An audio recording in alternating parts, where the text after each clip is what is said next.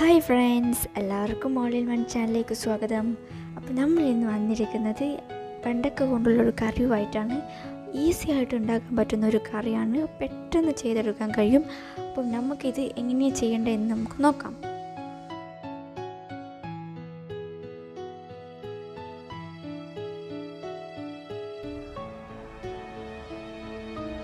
ഇനി നമ്മൾ ഇതിനായി എടുക്കുന്ന ചേരുവകൾ എന്തെല്ലാം നോക്കാം.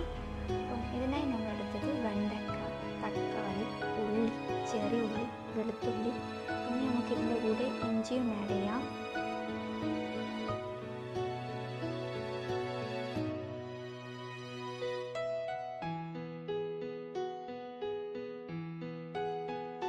ഇനി നമ്മളിത് എങ്ങനെ തയ്യാറാക്കുമെന്ന് നോക്കാം. ഇതിനായി നമ്മൾ ആദ്യം എടുക്കുന്നത് വെളിച്ചെണ്ണ, ഇനി അതിലേക്ക് അല്പം കടുക്, അതിൻ്റെ കൂടെ തന്നെ നമുക്ക് ഉലുവയും ഇടാം. കടുകും ഉലുവയും ഒന്ന് തയ്യാറായി വരുമ്പോഴേക്ക് നമുക്കിതിലേക്ക് കായ്മുളകിടാം. അതിനുശേഷം വെളുത്തുള്ളി,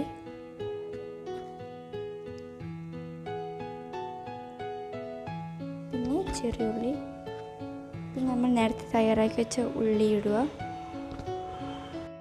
ഇതിന് നമുക്ക് നല്ലവണ്ണം വഴറ്റാം. ഇത് നല്ലവണ്ണം വഴറ്റിയതിന് ശേഷം നമുക്ക് കുറച്ച് ഉപ്പിടാം. എന്നിട്ട് നമുക്കിതിലേക്ക് തക്കാളി ചേർക്കാം. അതിനുശേഷം നമ്മൾ നേരത്തെ മുറിച്ച് വെച്ച വെണ്ടയ്ക്കയും ചേർക്കുക. എന്നിട്ട് നല്ലവണ്ണം ഒന്ന് വഴറ്റി വരുന്നതിന് ശേഷം നമുക്കിതിലേക്ക് മല്ലിപ്പൊടി ഇടുക. 2 സ്പൂൺ മല്ലിപ്പൊടിയാണ് നമ്മളിവിടെ എടുത്തിട്ടുള്ളത്. പിന്നെ അല്പം മഞ്ഞൾപ്പൊടി, മുളക് പൊടി, കുരുമുളക് പൊടിയുമാണ് ഇതിലേക്ക് നമ്മൾ ചേർത്തത്.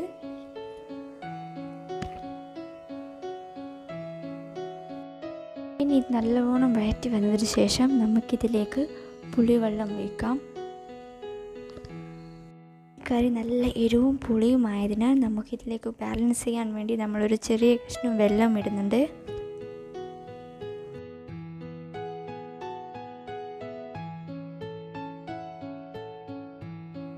അപ്പോൾ നമ്മൾ കറി ഇവിടെ തയ്യാറായി കഴിഞ്ഞിട്ടുണ്ട്. ഇനി നമ്മൾ ഇതിലേക്ക് ഇടേണ്ടത് മല്ലിച്ചപ്പും കറിവേപ്പിലയുമാണ്.